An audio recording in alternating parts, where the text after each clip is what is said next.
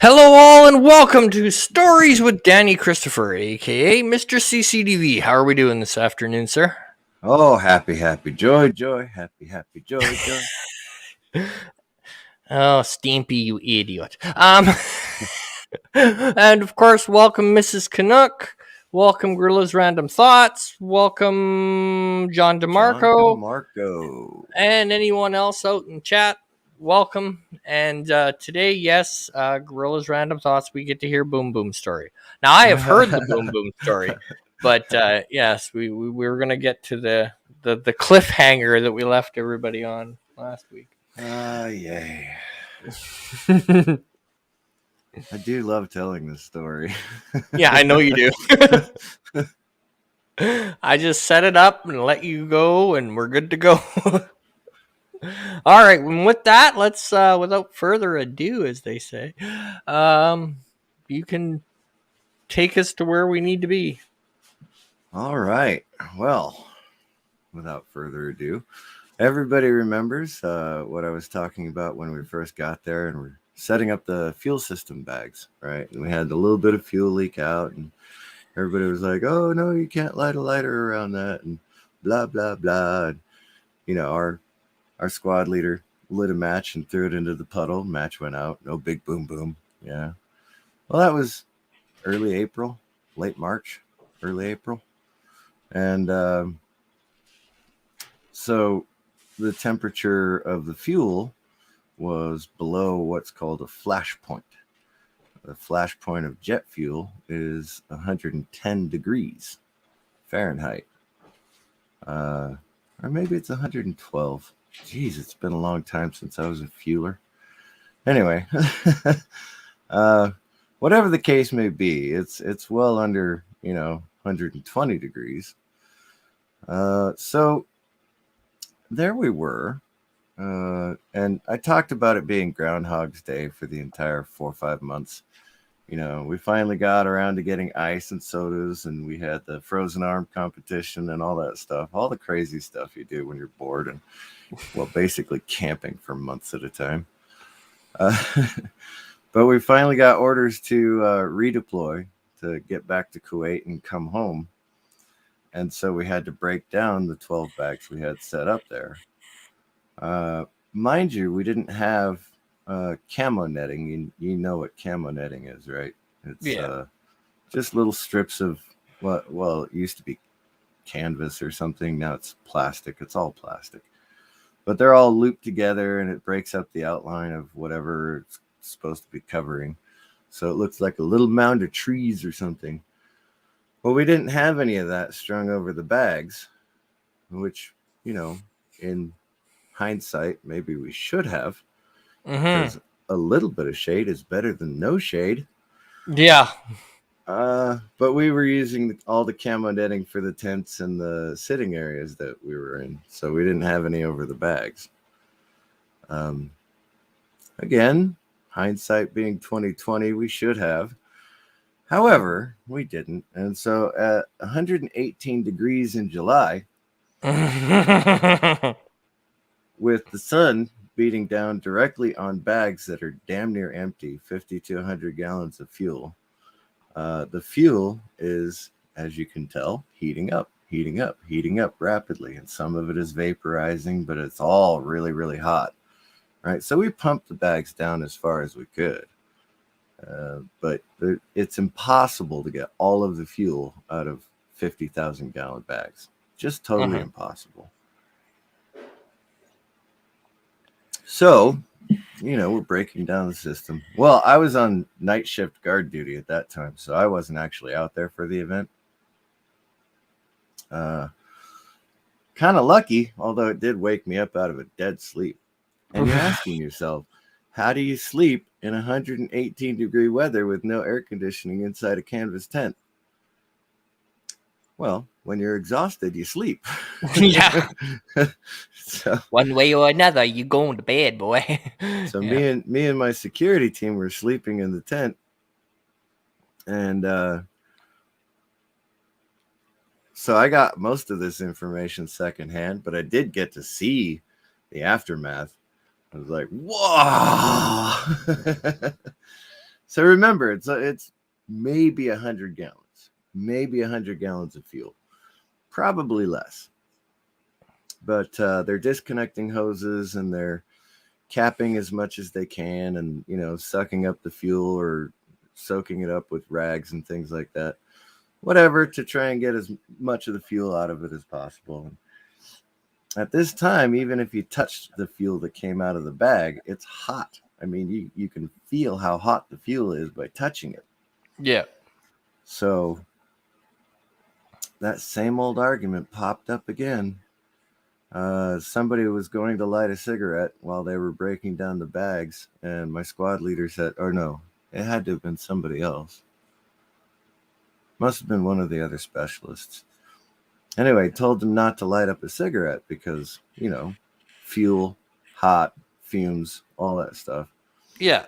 And they got into an argument about whether jet fuel was flammable or combustible or flammable or combustible. Well, one of the parties involved decided that the soldier was going to prove a point. And so the soldier climbed up on top of the bag, popped off the vent valve, and just started throwing matches down the vent. And one of the one of the matches actually did catch the fumes, and it traveled directly into the bag and set everything on fire and went fa-whoomp. Whoops. And that's what woke me up. So I stood up out of my cot as fast as I possibly could, and I looked outside the window, and I saw two guys with fire extinguishers jumping over the berm. I mean, they literally leaped 4 feet in the air, jumping over the berm. One of them cut the hole in the bag, and the other two started just going with the fire extinguisher. So there was purple K powder everywhere. So I got a question for you. The guy throwing the matches, did he turn into Rocket Man? Flew a few feet, yeah. Well, I don't think she actually went Rocket outside Man. the berm, though. I can fly. I can fly. Oh, I never don't worked think on she went landing. outside the berm, but she did fly a couple of feet. Oh, those two guys. That was hilarious. But yeah, everybody's covered in purple K powder, and the bag is destroyed. And oh boy, I tell you what. Oh, that was not fun to clean up either. No, I wouldn't imagine. No. So did the gentleman that flew a couple of feet go, well, that didn't work the way I thought it did.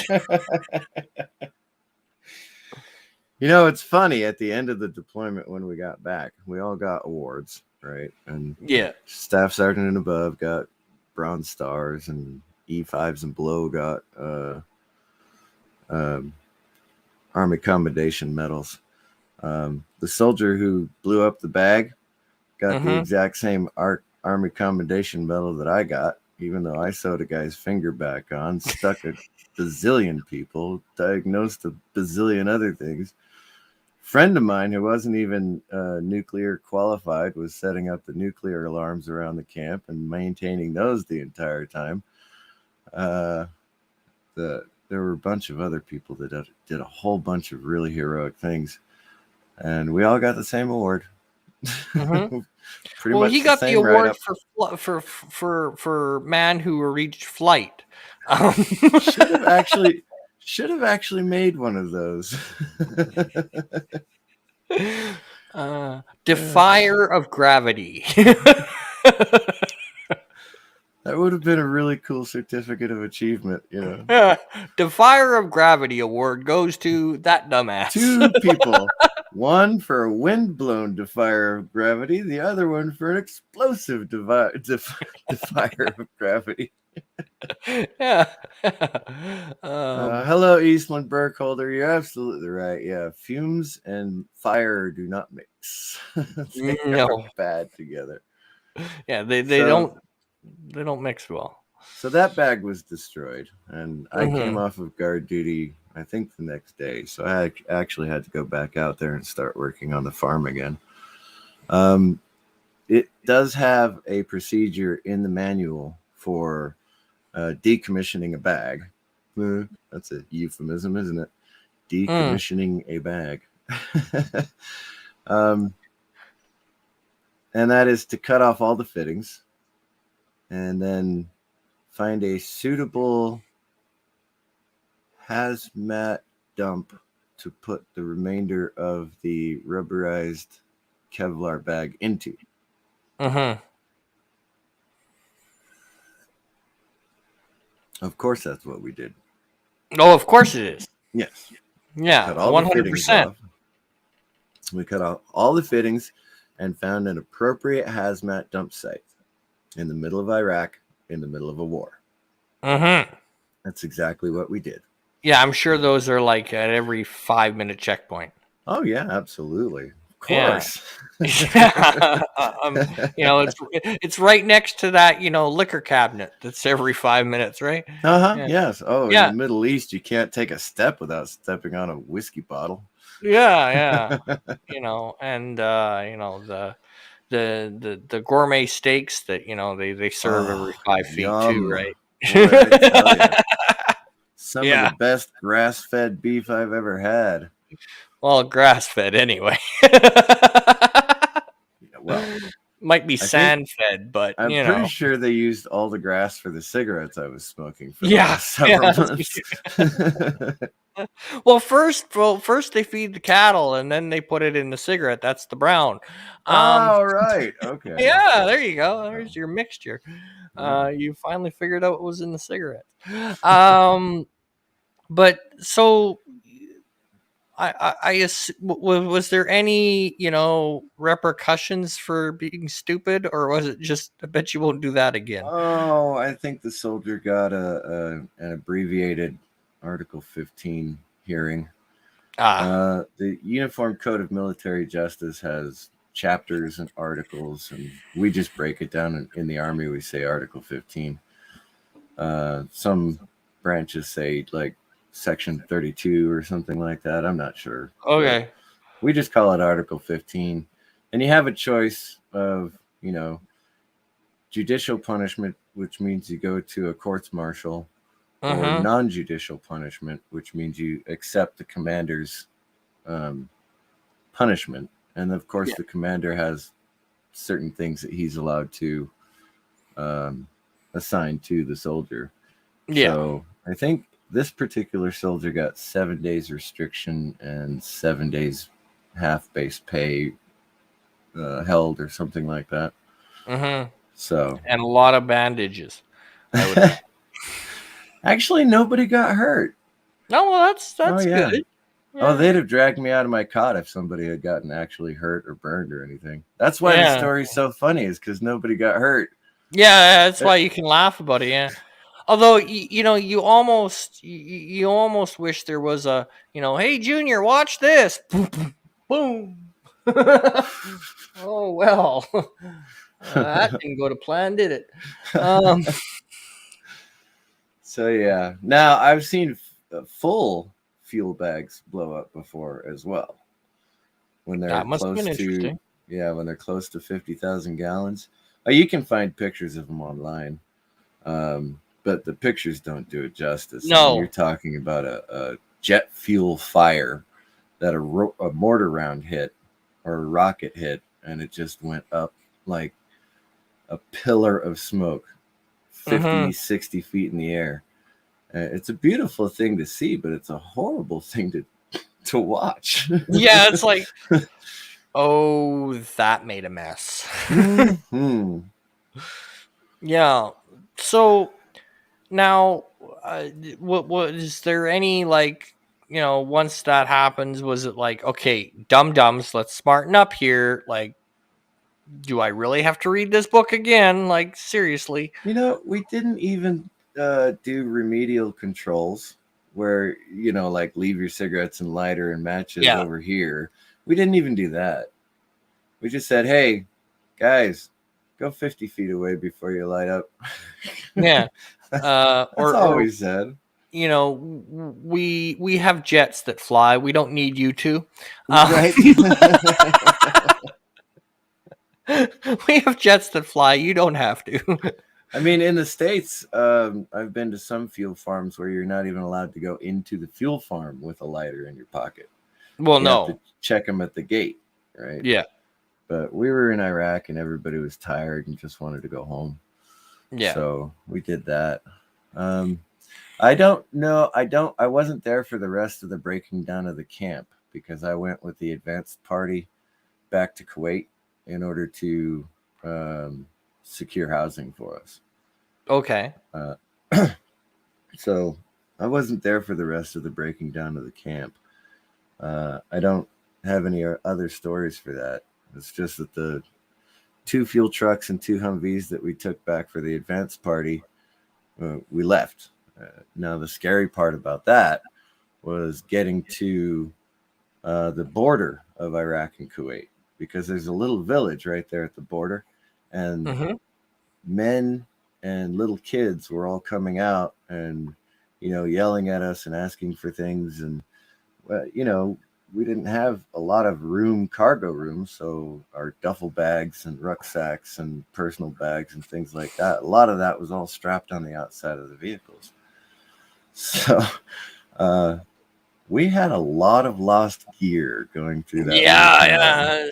What happened to And this? oh It's man, MIA. We had it the, when we left. I know that much.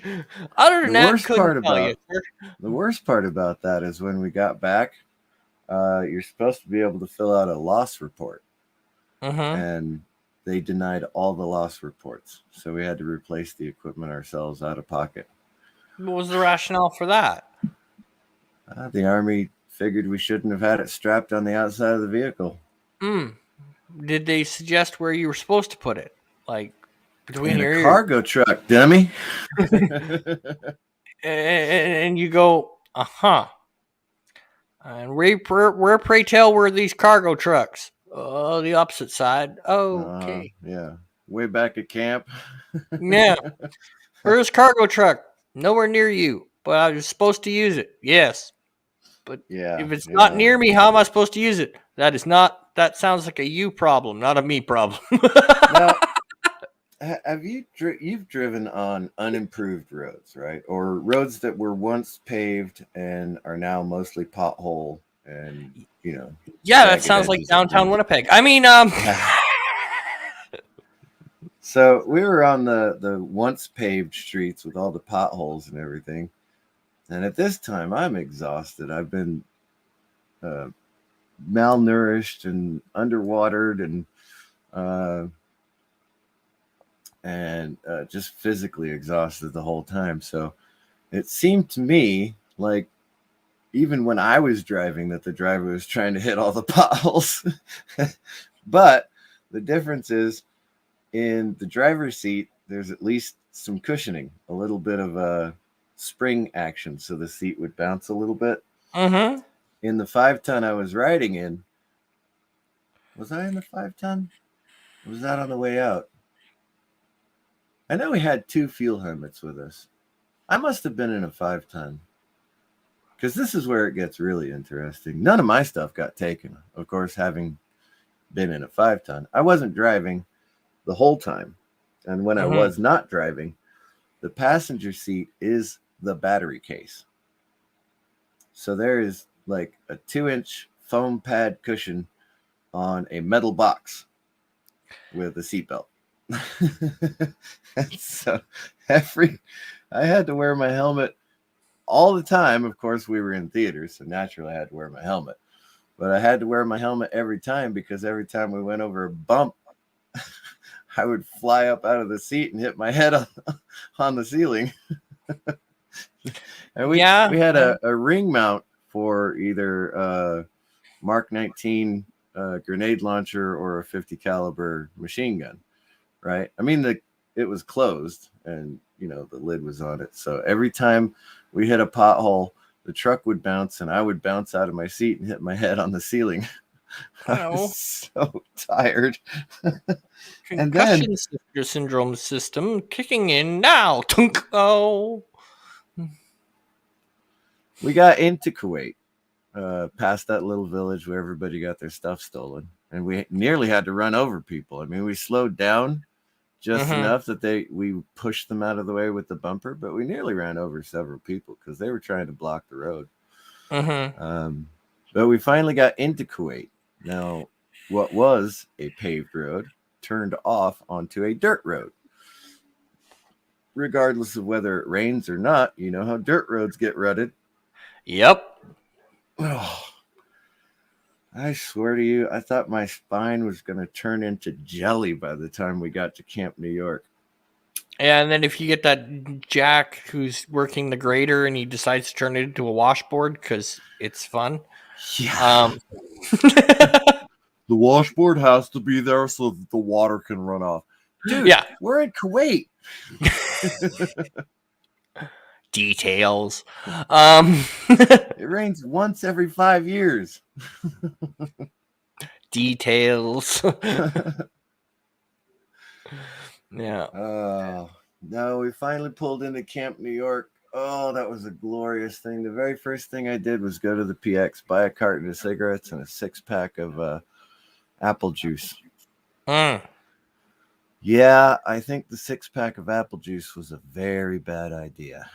Probably, yep. Well, they didn't have any Mountain Dew. That was all sold out.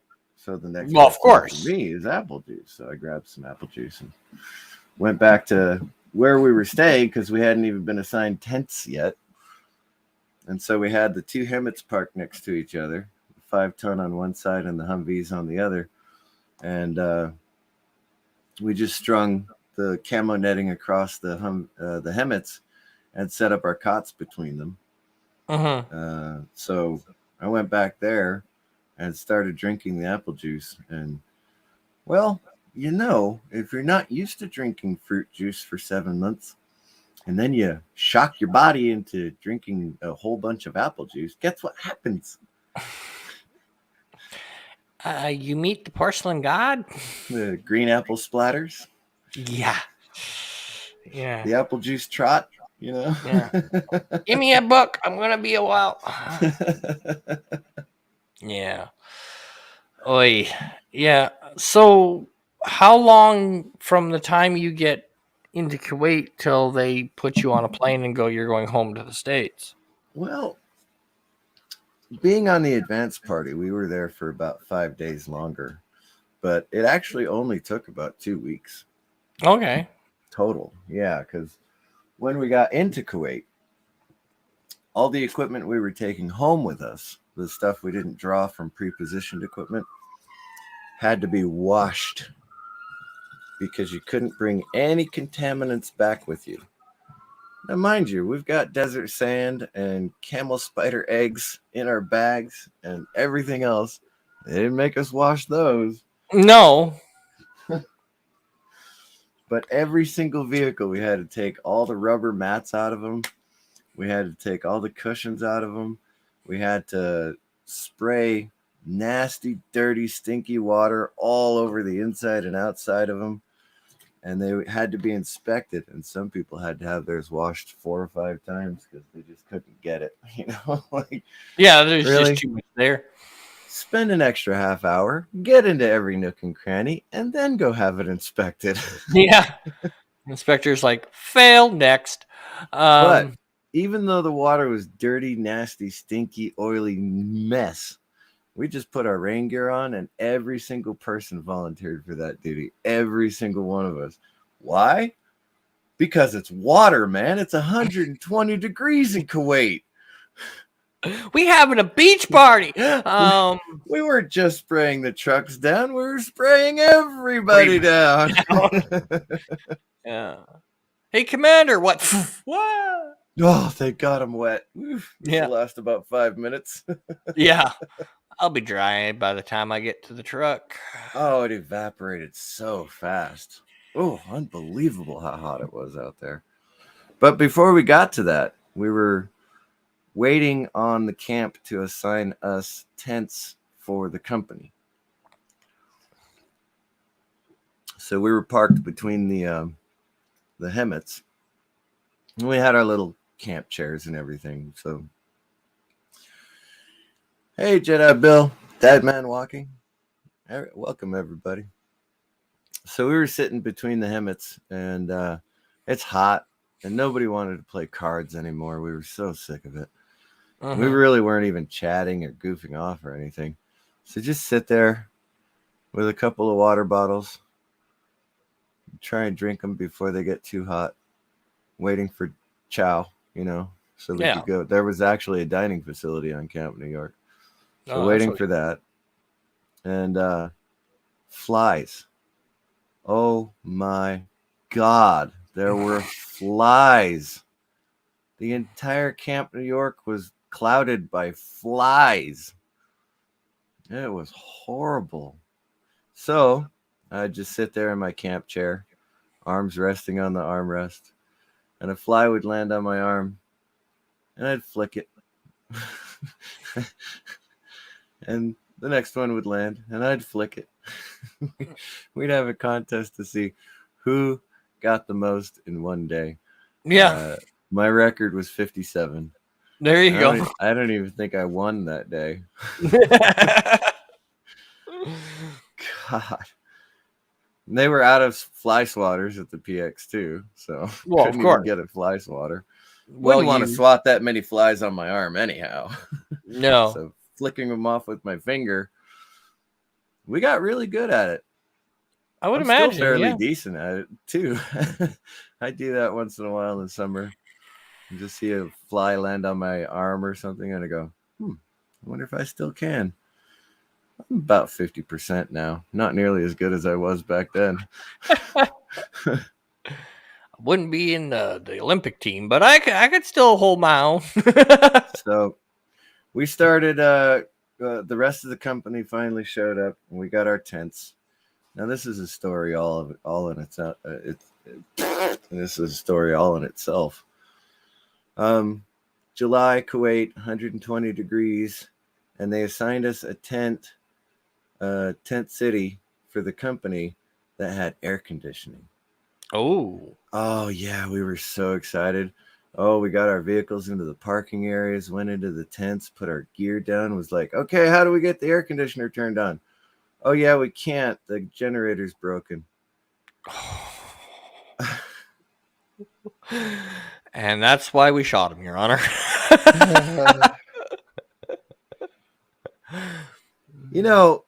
The events leading up to the deployment, canceling Christmas, I was still optimistic.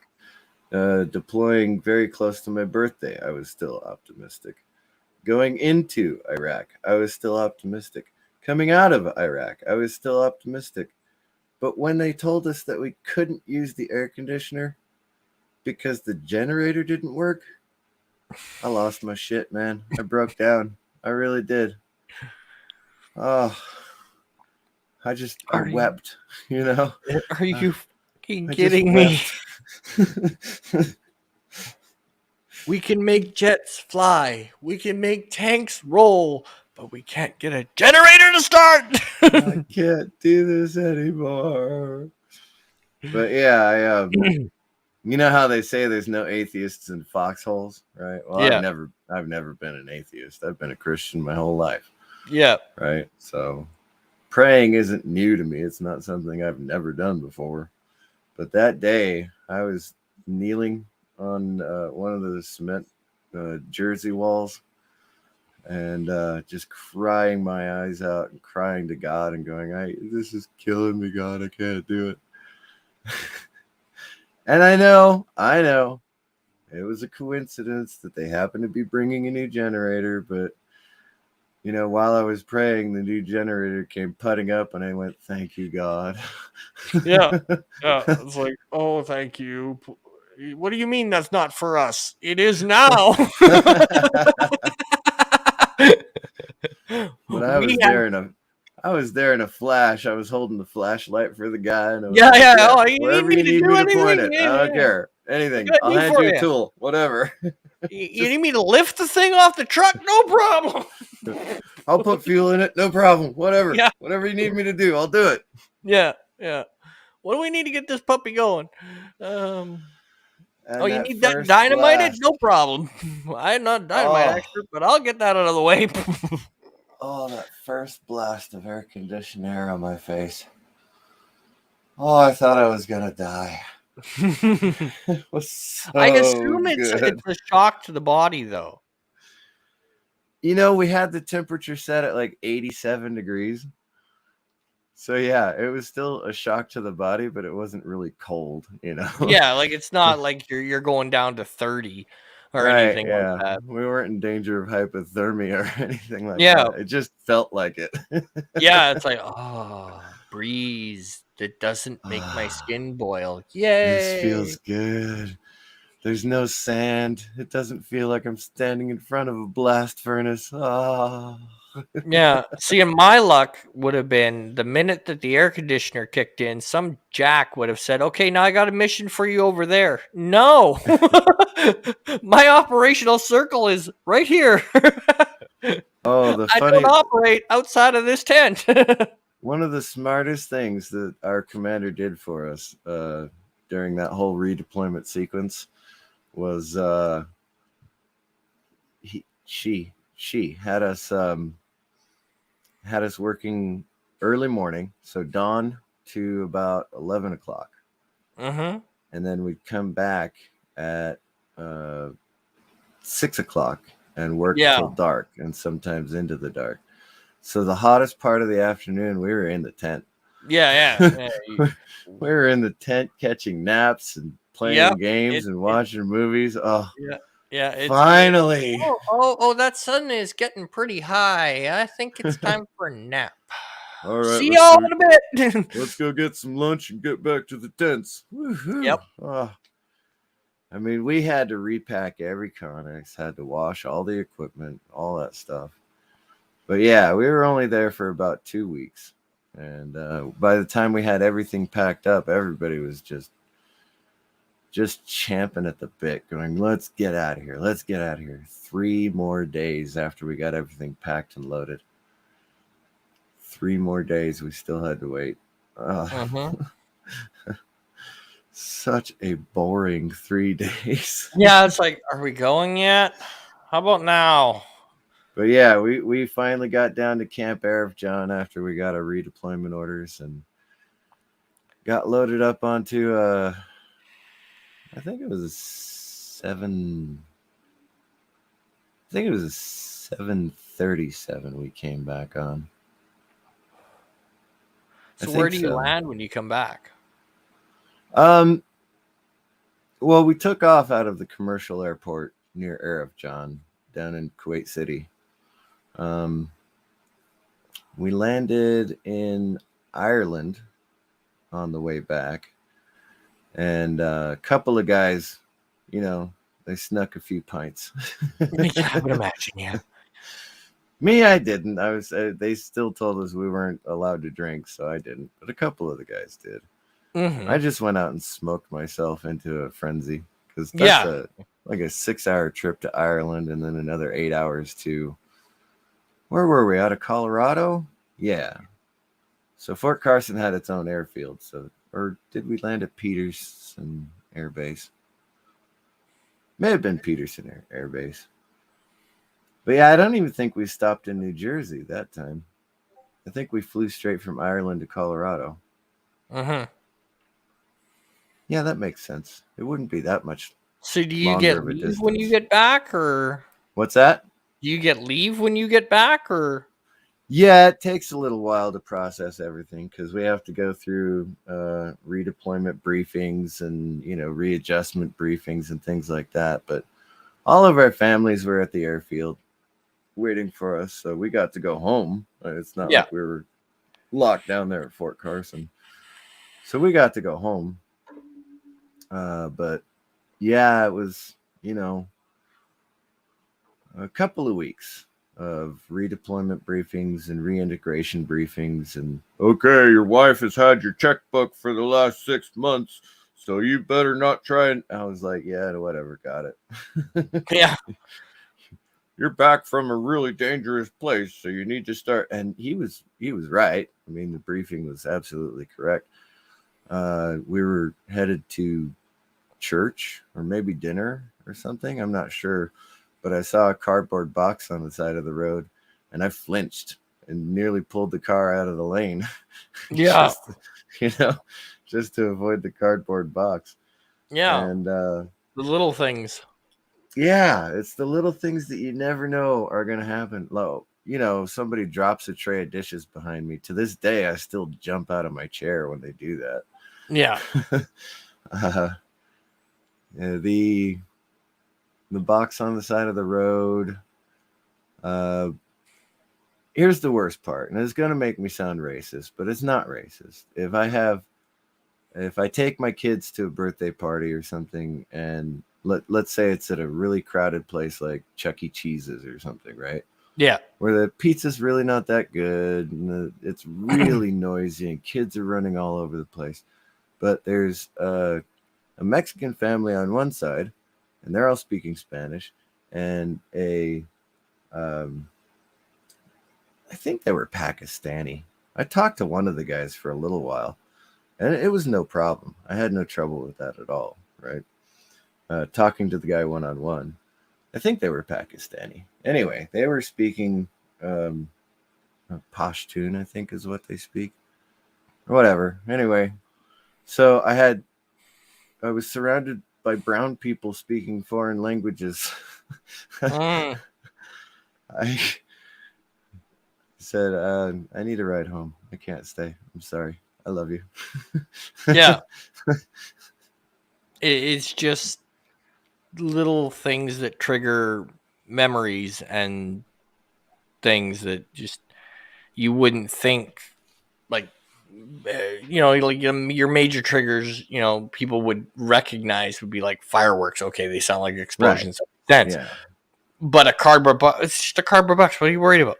Well, where I was, that could have a boom boom in it. I mean, like, sorry, it's just the way it is. You Yeah. know, uh, and I'm pretty sure, if somebody approached you and didn't look you in the eye for the first little while, your hairs would stand up a little bit, and That stuff. wasn't actually much of a problem for me. Okay. Um, The only reason I say that is a few of my friends that have gone over or done other things. That was one thing for them. well, Was if you were approaching them, you looked them in the eye, because if you didn't, they immediately suspected you of something. uh, I did grow up in Los Angeles, Yeah, so yeah. But that, for like I them, it said, was a that big wasn't thing. an issue for me. Yeah, yeah. But for them, it was a big thing. If you Yeah, didn't look yeah, them in the eye, you were up to something. that makes sense. Yeah. Yeah. One time we were at, I guess we were celebrating my redeployment or something, but my mom and her husband were in town. And so we decided to treat them to a Western show at the Flying W Ranch in Colorado Okay. Springs. And they had a live Western show there every weekend. And it was a great place. You'd line up with a tin tray and they'd put beans and barbecue beef. And, you get your coffee in a little tin mug and all that stuff. It was great. I had a great time there every time I went. I wish that place hadn't burned down. Oh, Well, well. the guy who decided to throw matches into a thing in charge of that sucker, did they? That I'm was a not bad sure that career that's how choice. it burned down. There was a huge fire in Colorado, and Yeah. it got the Flying W Ranch. Made me sad. But so there I was, just having a good time with my mom and her husband and my wife. And we didn't have any kids at that time. I think she was pregnant though. Anyway,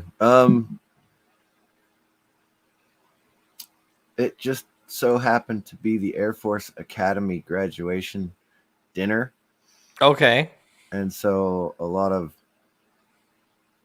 no, maybe it was only for the faculty because I didn't see a lot of young people there. Mm-hmm. It may have only been for the faculty, but it was an Air Force Academy event. And we happened to be sitting at a table with a couple of instructors and maybe one of the ranking people from Peterson Air Force Base. I don't really remember which. But somehow they started talking about the war in Iraq, and I have no idea why. Because they were instructing, cadets and, Yeah. you know, in the rear with the gear and all that.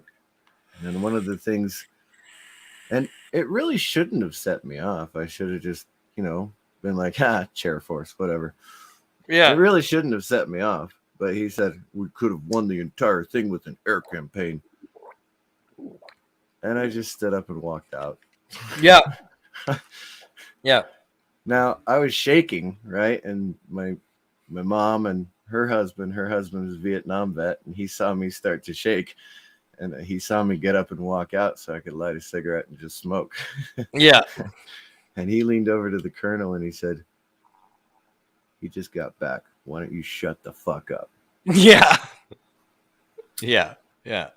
Well, that reminds me of, in my youth, one of the places I used to drink, because I don't like crowds. So I was never one to go to the bars that had all the popular bands and the lineups to get in and all that garbage. I didn't have the patience for it.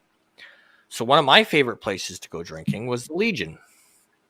Oh, yeah. Because you'd have older people in there, and it wouldn't be a rowdy crowd. Yeah, And, World War II, Korea, Vietnam. Yeah, you could sit there and you could have a couple of drinks. Maybe you'd hear a story or two, that would, pass the time. And yeah, but mostly you hear jokes. Yeah, and you hear jokes, etc., etc. So I got this kid over to paint my house last week, and yeah. So picture this, okay? It's not exactly that kind of story, but this person will always win the dumbest motherfucker award. There's nobody that can top this idiot. At least I haven't come across anyone who has taken the title of dumbest motherfucker on the planet. Fair so enough. You picture this now. I'm in the Canadian Legion, okay? And I'm sitting there in the back corner because that was my favorite place to sit, back corner. And so I'm sitting there, and you look to your right and you see the younger guys. They've still got the brush cuts. They've got that you can tell they're probably going to Minto or somewhere around there. And then you look over and you see the older guys. And it's like, okay, so they're on opposite sides of the bar. Yeah. They don't usually mingle. All right. I've seen that quite often, yeah. Right? So you have the younger guys, the older guys. Once in a while, the younger guys are buying the older guys a drink, yada, yada, yada. They're all having a good time. Yep. So we're about an hour from closer. So people have had quite a bit to drink well by this lubricated. point. Yeah. Some dumbass, I don't know if his friends dared him to do it and he was just dumb enough to do it. He walks into the bar. He evaluates the situation because you see him standing in almost the middle of the bar. Okay. And he's looking around himself. So he's evaluating who's in the bar. Right. And at the top of his lungs, he states the words, "The Canadian military is a bunch of," how did he put it? "Are a bunch of cowardly, useless bastards in the middle of the Legion." Yeah, that was a smart thing to do. I have never heard so many chairs move so fast in my life. All you heard was it was like in unison. Somebody had said attention. Right. Yep. And everybody's chair went back and everybody stood up. The entire bar stood up. All at once. You looked towards the doorway. The bouncers threw their hands up and turned and decided it was smoke break time. You literally see this because it's happening in slow motion, right? So you see the bouncers at the door and they just go and they turn and they walk away. This guy is immediately grabbed by one of the young guys and one of the old guys. and there's a door that has, the push bar. Uh Well, that push bar was opened by the man's head on his way out. huh. Sounds right. Yeah. They politely escorted him out of the building. That was awful nice of them. Absolutely. And made sure that he made it off the premises. They politely escorted him. I'll put it that way. They I politely. cannot even imagine anyone daring someone to do that. I bet he was It's just like- a weirdo hippie. Like, are you that dense that you thought this was going to end well? Right. Like, you've walked into a bar, they are well lubricated, and you have people who just got back from wherever, and you have people that have been back for a bit, and you just walked in and insulted them personally. All of them. All of them. So you just made two parts of the bar that usually don't mingle unite under a cause. Yeah. And you're the cause. That's right. That's right. That was special. I just sat there and sipped my beer and just shut up and just went, uh-huh. You had a fun night now, didn't you? And there was no yelling, which was amazing. It just the way it went down was so just surreal, because the only noise you really heard was the chairs sliding and the boots hitting the floor. The next noise you heard was him let out something that resembled a yell and then a crash bar hitting very, very loudly. Yeah. Yeah. There was no, what the fuck did you just say? None of that. It was just thump, thump, bang. Not necessary, is it? Well, I hope you have insurance. And I hope your friends paid you well. Oh, yeah. His friends That is better going to have paid hurt him my well. friend. But yeah, Boy. that was my favorite. This is the dumbest motherfucker on the planet. I haven't met one like that yet. Like I said, he's held the title for many, many, many moons. I was 19 at the time. I'm 37 now. I mean, the only one that comes close is the guy who walked into a biker bar and said, "Who's that? Who has that ugly bike out front?" I was about the only one that came close. Luckily for him, the person who owned the bike had a sense of humor. Other than that, I haven't seen anybody that dumb. Although I will say one of my guards almost came close when they put a 53-foot trailer through the back window of Kia Rio and said they didn't see it. Not sure how they didn't see a 53-foot trailer. But anyway, I'd like to hear Gorilla Random Thoughts story. yeah, for sure. Yeah, that's the stuff that you will hear in a Legion. Like, just go and sit. You don't even need to talk to anybody. Just sit. You will get an education faster than your head will spin. That's If right. you just sit and sip beer. You don't even have to, mingle with the guys or anything like that, because sometimes that can be looked at as, you usually wait for them to approach you, not the other way around.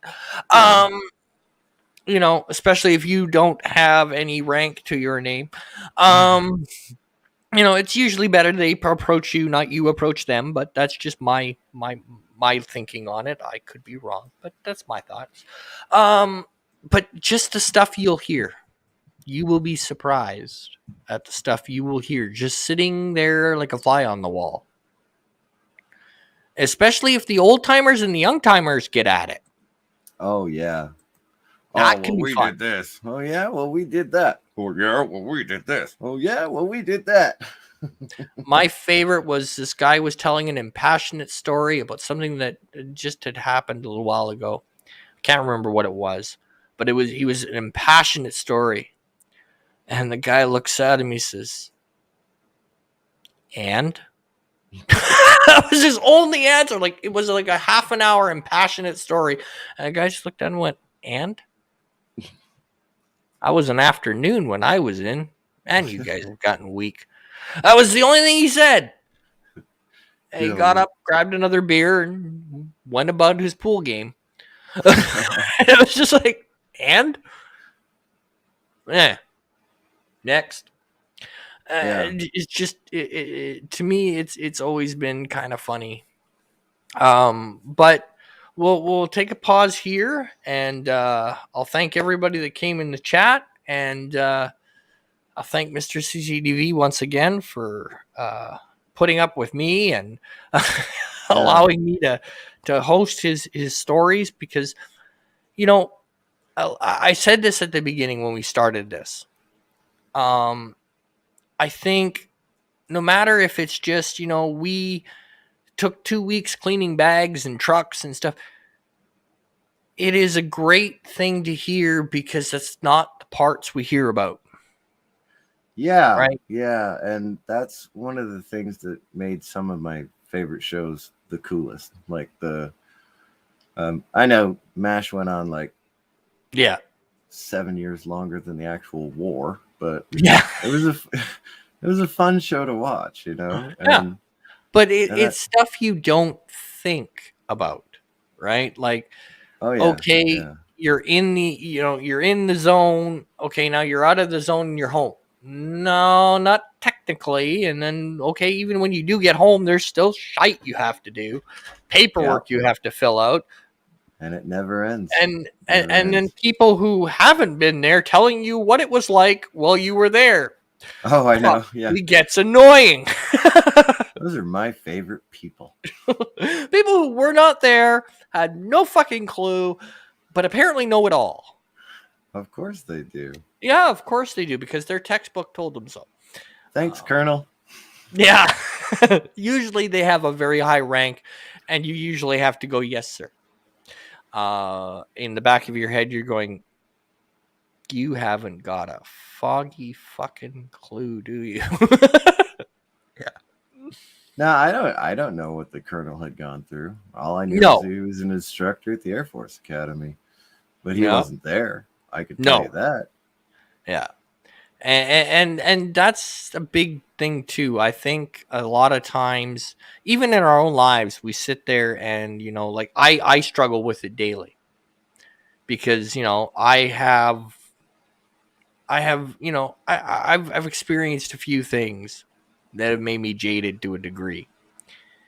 And it is a constant battle to hear somebody say something and not go, and right? Like, it is something I struggle with. And I fully admit it. It is something I struggle with when somebody tells me something and I go, but that's a Tuesday. Yeah. Well, it's really hard for people who have experienced anything in their lives that is traumatic, whether it be deployment, whether it be, your parents passing, whether it being, whatever the case may be, whatever trials you've had to walk through.